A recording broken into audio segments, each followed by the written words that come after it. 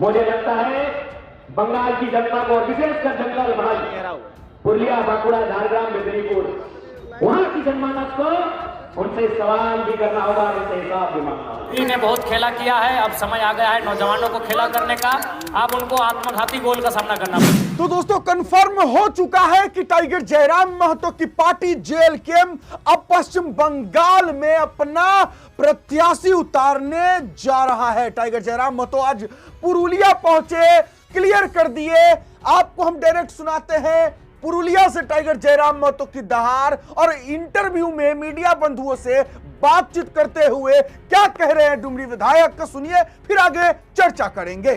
से कहूंगा आप झारखंड विधानसभा का डिबेट, झारखंड विधानसभा का डिस्कशन देखिए। जब जयराम महतो खड़ा होता है तब कभी इधर की बात नहीं करते हैं, सीधा मुद्दों की बात करते हैं, से आगे बढ़ते हैं। वे लोग अपने माइंड सेट से आगे बढ़ते हैं, वे लोग कोई प्रोजेक्ट बनाते हैं और ये लोग जनता का पैसा बैंक से लेते हैं और फिर जनता की जमीन भी लेते हैं। राज्य की सरकार हो या केंद्र की सरकार हो, केवल अपने पूंजीपति मित्रों का उन्होंने घर चलाने का काम किया है। आज दीदी बोले, मोदी के बोले कि अपनी पूंजीपति मांगो, लोग पॉलिटिकल पार्टी बोटे अपना सौगी पूंजीपति बोटे, लेकिन अपनी सभाएं जाने यही बंगाल धोती शारदा चीट फंड घोटाला हुआ है, उसका जांच भी करवाने की आवश्यकता होनी चाहिए। नारा टेस्टिंग ऑपरेशन भी हुआ है इसी बंगाल की धरती में। आज दीदी ठहाका मार के कहती हैं कि हम भारतीय जनता पार्टी को अपने बंगाल में देखना पसंद नहीं करते हैं, लेकिन जब नारा टेस्टिंग ऑपरेशन होता है तो उसमें तृणमूल कांग्रेस और भाजपा के कई बड़े नेता पाए जाते हैं और उस फाइलों को बंद कर दिया जाता है, तब चोर चोर मौसेरे भाई बन जाते हैं। किससे छुपा है? जिस प्रकार देश में सहारा का स्कैम सामने आता है, गरीब लोगों ने अपने पसीने से कमाई हुई, अपने पसीने से पाई कमाकर सहारा में पैसा जमा किया था। आज जो स्थिति सहारा का हुआ है वही बंगाल में शारदा घोटाला के नाम से भी जाना जाता है, जिसमें कम लागत लगाकर ऊंची ब्याज और ऊंची प्रॉफिट की लाभ देकर जो गरीब जनता का, भोली भाली जनता का पैसा कलेक्ट किया गया। और आज उन कंपनियों का क्या हुआ, आज उन पे कार्रवाई का क्या हुआ? आज जिन लोगों ने निवेश किया था, और निवेश करने वाले लोग आज आत्महत्या करने लगे हैं, उनकी पीड़ा का क्या हुआ? ये सवाल तो वाजिब है और ये सवाल पूछना बनता है। क्या भूल गए बंगाल वासियों? शारदा चीट फंड घोटाला भूल गए क्या? इसमें कसूर आपका नहीं है। आज देश की राजनीति ने जनता के स्तर को इतना कम कर दिया है, वो अपने दिनचर्या के जीवन में, वो अपने दैनिक जीवन में फंसकर उलझ कर रह जाते हैं कि उन्हें इतने बड़े घोटाले बहुत कम समय में भुला दिए जाते हैं। आज उनके पास समय कहां रहा कि इन विषयों पे वे बात कर पाए, इन विषयों को वो याद कर पाए, उनके पास समय कहां है? आज दैनिक जीवन में इतने मशगूल हो गए हैं जनता, अब करे भी तो क्या करें? ये साधु संत सन्यासी है नहीं, घर परिवार चलाने वाले लोग हैं, परिवार है, बच्चे हैं, उनके लिए जीना पड़ता है, उनके लिए करना पड़ता है, इसीलिए इन घोटालों को भी भूल जाते हैं। लेकिन याद रखिएगा, समय के गर्भ में कुछ अगर दफन हो जाता है तो समय के साथ वो चिंगारी बन के वापस भी आता है। और इस बार चाहे भारतीय जनता पार्टी रहे या तृणमूल कांग्रेस रहे, मुझे लगता है बंगाल की जनता को, विशेषकर जंगल भाई पुरलिया, बांकुड़ा, झारग्राम, मेदिनीपुर, वहां की जनमानस को उनसे सवाल भी करना होगा, उनसे हिसाब भी मांगना होगा। क्योंकि अगर राज्य में जोड़ा फूल की सरकार है तो केंद्र में कमल फूल की सरकार है। की रहा जोड़ा फूल ना, जोड़ा फूल की जोड़ा पास घास फूल। राज्य में अगर घास फूल की सरकार है तो केंद्र में कमल फूल की सरकार है, और बंगाल की लोगों ने दोनों सरकार को बनाया है। राज्य की सरकार को लगभग 294 विधानसभा सीटों में से 200 सीट दिया है ना, कतो 200। और केंद्र की भी सरकार को लगभग 42 कितना सांसद है आपके यहाँ 42 17 दिए है ना 17 जिनमें यहां से कौन है ज्योतिर्मय महतो। यानी आपने दिल्ली की सरकार को भी 17 MP भेजे हैं। किस लिए? फोटो खिंचाने के लिए? ये मोदी जी के भाषण मानेंगे तो खाली टेबल ठोकने के लिए क्या है मोदी जी? यहां के मुद्दों को ले जाने के लिए, यहां की समस्याओं को ले जाने के लिए। आप देखिए, मैं बंगाल की तमाम जनता से कहूंगा, आप झारखंड विधानसभा का डिबेट, झारखंड विधानसभा का डिस्कशन देखिए। जब जयराम महतो खड़ा होता है तो हम कभी इधर उधर की बात नहीं करते हैं, सीधा मुद्दों की बात करते हैं। हमने 4 सेशन में भाग लिया है, चारों सेशन में किसी भी कार्यक्रम को मेरा जाके देखिए झारखंड विधानसभा की टीवी से निकालकर, हमने न कभी इधर उधर की बात नहीं किया है, हमने सीधा झारखंड के मुद्दों की बात को किया है। तो आज केंद्र को भी हमने, बंगाल के लोगों ने 17 MP दिया है, तो कह दिया है भाई, कह दिया है। नहीं, हमारे धनबाद दुकान वाले कोयला का कमीशन लेते हैं, इधर वाले बालू का कमीशन लेते हैं क्या? बंगाल में कोयला नहीं है, कोयला तो झारखंड वाले हम लोग ले गए, धनबाद दुकान वाले कोयला ले गए। इसलिए आप लोग को बोले थे कि अलग नहीं होना है, आप लोग अलग हो गए। तो क्या जिस प्रकार हमारे धनबाद के लीडर कोयला पे कमीशन लेते हैं, क्या बंगाल वाले केवल बालू में कमीशन लेने के लिए हस्तक्षेप होकर गए हैं? और नहीं गए हैं तो जनता के मुद्दे कहां हैं? केंद्र की सरकार को भी इसका जवाब देना होगा और राज्य की भी सरकार को, क्योंकि भारत एक लोकतांत्रिक देश है और लोकतांत्रिक व्यवस्था कब करवट लेगी ये कोई नहीं कह सकता। एम्बुलेंस को थोड़ा बढ़िया रास्ता दे दीजिएगा। लोकतांत्रिक व्यवस्था कब करवट लेगी ये कोई नहीं कह सकता है। इसलिए आज जो उलगुलान झारखंड की धरती से आया है, जो उलगुलान झारखंड की धरती से वहां के नौजवान लेकर आए हैं, उसका परस्पर सहयोग कहीं ना कहीं बंगाल की धरती से मिल रहा है।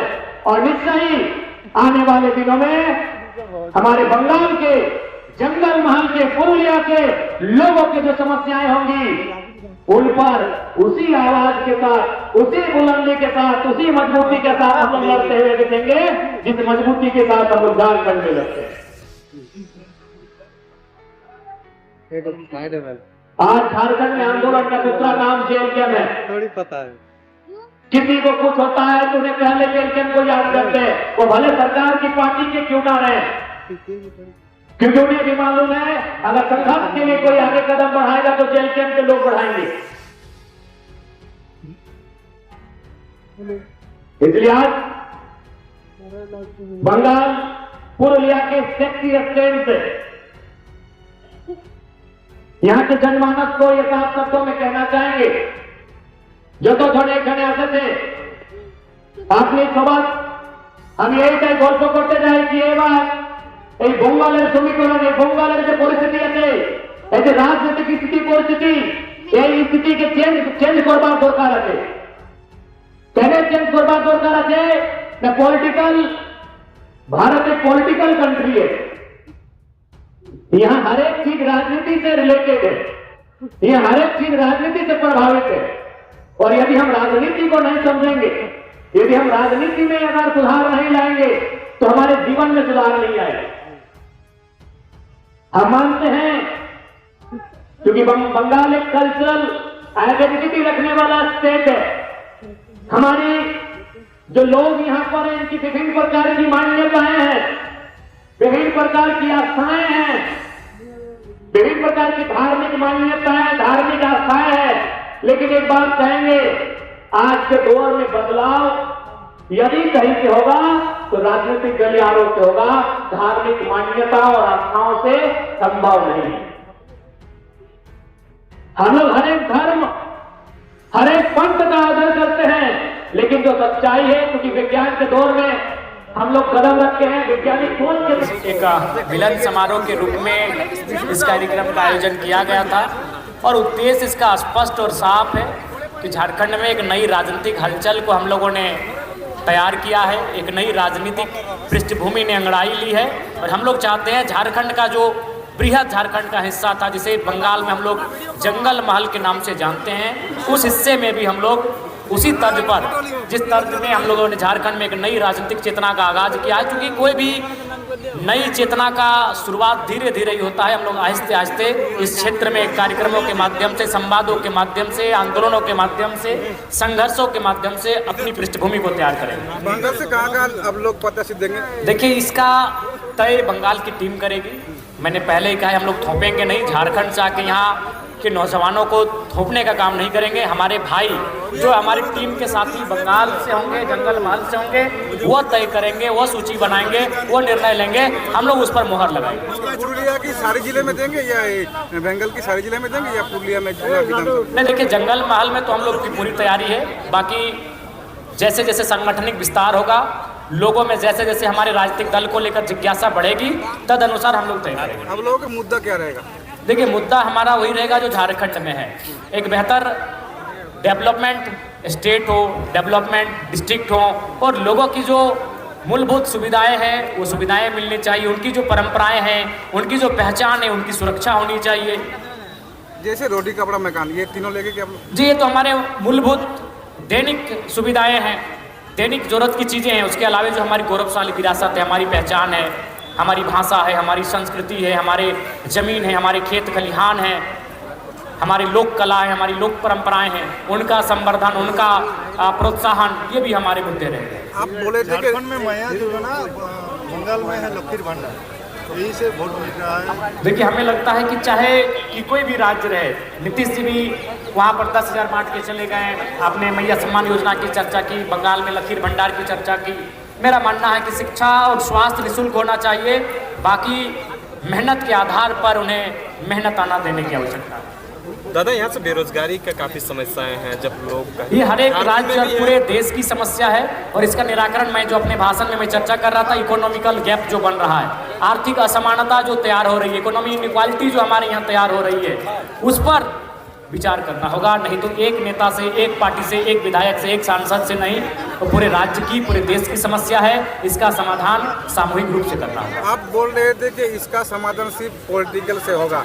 बिल्कुल, पॉलिटिक्स से इसलिए होगा चूंकि पॉलिटिक्स उनके लिए ग्राउंड तैयार करता है। अगर पॉलिटिकल लोग ग्राउंड तैयार करना छोड़ दें, अगर वो मानकों का, मापदंडों का अनुपालन करने लगे कि ये गलत तरीके से हो रहा है, इसका हम अनुपालन करने नहीं देंगे, या फिर इन विधियों को लाकर इनकी मनमर्जी को रोका जा सकता है, तो बिल्कुल सुचारू रूप से हमारा देश संचालित हो। जैसे आप बोले माटी मानुष और जल जंगल जमी, एक ही स्लोगान में दो सिमिलर है, इसके बारे में आप क्या बोलेंगे? जी बिल्कुल, मेरा मानना है कि आज मानव जाति का इतिहास जो है कई हजारों साल, लाखों साल पुराना है, लेकिन उनकी परंपरा, उनकी सभ्यता, उनकी संस्कृति अगर कहीं फली फूली है तो कहीं ना कहीं मिट्टी में फला फूला है। तो उस मिट्टी का संवर्धन होना चाहिए, उस मिट्टी का संरक्षण होना चाहिए। आप बोले तृणमूल और बीजेपी एक ही तरह की राजनीति कर रहा है। बिल्कुल एक ही तरह की राजनीति कर रही है। एक दिल्ली में बैठकर कर रही है, कलकत्ता में बैठकर कर रही है। तो उसका तोड़ क्या है आप लोग? उसका तोड़ होगा कि अब पूरे देश में, पूरे हर एक राज्यों में नए नए विकल्पों की आवश्यकता है, और राजनीति का विकेंद्रीकरण होना चाहिए। राजनीति कहीं जाके केंद्रित हो जा रही है, सत्ता कुछ लोगों तक केंद्रित हो जा रही है, जिस कारण हमारे राज्य के साथ, हमारे देश के साथ ये छलावा होता है। मानभूम क्षेत्र को हमारी पार्टी में युवाओं का हिस्सा बहुत ज्यादा रहेगा, क्योंकि हम लोग का मानना है ऊर्जा राजनीतिक ऊर्जा का कार्य है। शिथिल पड़ने वालों से राजनीति नहीं होगी, इसलिए ऊर्जावान नौजवानों को आगे आना होगा। उनको लगातार हम लोग मौका दे रहे हैं और ऊर्जा के साथ राजनीति को एक नई दिशा देने का काम करेंगे। आप बोले बंगाल झारखंड का हिस्सा? नहीं, बंगाल मैंने नहीं कहा, मैंने कहा जंगल महल। हाँ, आज भी भावनाओं के रूप से आप जाके देखिए, सांस्कृतिक रूप से देखिए, परंपराओं से देखिए, ऐतिहासिक रूप से देखिए, भौगोलिक रूप से देखिए, केवल संवैधानिक रूप से, कानूनी दांव पेचों से हम लोग अलग हुए हैं। विचारों से, व्यवहारों से, लोक कला, लोक संस्कृति, लोक नृत्य, लोक गीतों से आज भी हम एक दूसरे से जुड़े हुए हैं। देखिए, पुरुलिया की जगह अगर हम बात करें तो कहीं ना कहीं पुरुलिया में आज बहुत कुछ करने की आवश्यकता है। मैंने तो कहा कि कलकत्ता और पुरुलिया का तुलनात्मक अध्ययन नहीं हो सकता है। वहाँ एक विशेष एरिया में लाखों लोग रह जाते हैं। हमारा है भौगोलिक।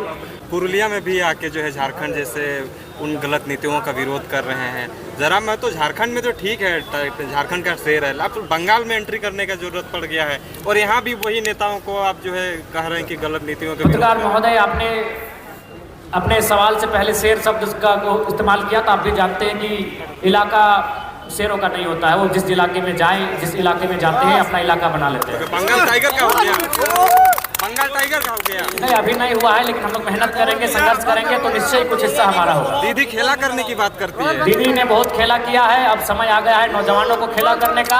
अब उनको आत्मघाती गोल का सामना करना पड़ेगा। जयराम महतो तैयार है, जेल कैंप तैयार है। तैयारी के लिए हम लोग यहाँ पर कदम रखे हैं। निश्चय ही हमारे पास अभी समय है, पर्याप्त समय है, और हम लोग अपनी तैयारी को पुख्ता और सुनिश्चित कर लेंगे। आप बोल रहे 34 साल का जो तोड़ और ये 15 साल का तोड़, इसका मतलब क्या है? देखिए, मैंने यही कहा, मैंने तो आपके माध्यम से, मीडिया के माध्यम से, लोकतंत्र के चौथे स्तंभ के माध्यम से बंगाल की सरकार को ये चेताया है कि जो लोग 34 सालों तक शासन में थे, जो लोग सपने में भी नहीं सोच सकते थे कि बंगाल से रेड फ्लैग आउट होगा, अगर वो आउट हो सकते हैं और आज शून्य पे आ सकते हैं, तो फिर तृणमूल कांग्रेस क्या है? इसलिए यहाँ के लोगों के हितार्थ की रक्षा करनी चाहिए, उनका संवर्धन करना चाहिए, उनका प्रोत्साहन करना चाहिए, ना कि पूंजीपतियों को सहयोग और संरक्षण देना चाहिए, ना कि परिवारवाद को सहयोग और संरक्षण देना चाहिए। यही से मंच हुआ था बीजेपी का वोट करने के लिए आप लोग देखिए, कोई भी नया राजनीतिक दल जब आता है तो लोगों को ऐसा ही लगता है कि हम लोग वोट काटने के लिए आते हैं, लेकिन एक बात बताइए, वोट काटा नहीं, उसे वोट लाना कहते हैं। हम लोग भी वोट लाएंगे और अच्छा लाएंगे और बेहतर स्थिति में होकर लाएंगे। बीजेपी जैसे बड़े पार्टी भी जो है यहाँ पे दीदी का खेला को नहीं समझ पा रही है। अब कांची जो है खेला समझ, देखिए, बड़े लोग नहीं समझ पाएंगे, छोटे लोग ही इस प्रकार खेला को समझेंगे। क्या यह मान ले आप लोगों का पार्टी का आज से ही शुरुआत हुई आपसे? जी बिल्कुल, आप इस बात को मान सकते हैं। आपका विपक्षी जो है एक अंतिम सवाल रहेगा, आजसू वाले भी यहाँ पे तैयारी कर रहे हैं, फिर देखिए, आजसू और कैंची में भारत एक लोकतांत्रिक देश है, हर किसी को अपना संघर्ष करना चाहिए, हर किसी को मैदान में आना चाहिए लोकतांत्रिक तरीके से। किसी ने किसी को रोका नहीं है, किसी के लिए कोई अवरोध नहीं है। राजनीतिक गलियारों में राजनीतिक तरीके से एक दूसरे से हम लोग सामना करेंगे, उसके लिए तैयार है। चलिए, दहाड़ से आप क्लियर हो चुके हैं और उनके बयान से आप क्लियर हो चुके हैं जब उन्होंने कह दिया कि हमारी ममता दीदी का जो खेला होवे तो अब पश्चिम बंगाल की जनता खेला करेगी। तो जाहिर सी बात है, आप क्लियर हो चुका है कि टाइगर जयराम महतो की पार्टी जेएलकेएम जो है अब पुरुलिया से, जंगल महल से अपना प्रत्याशी देगी, जेएलकेएम पार्टी अपना प्रत्याशी उतारेगी और जेएलकेएम का जो एंट्री है अब झारखंड राजनीति के बाद पश्चिम बंगाल की राजनीति में भी होने जा रहा है। चलिए, इस पर आपका क्या राय विचार है? कमेंट बॉक्स खुला है, अपना राय विचार जरूर लिखिएगा। फिलहाल अभी के लिए इतना ही, इजाजत दीजिए मुझे। मेरा नाम बिट्टू सिंह है, आप इस वीडियो को मिस्टर बिट्टू पर देख रहे होंगे। जोहार, जय हिंद।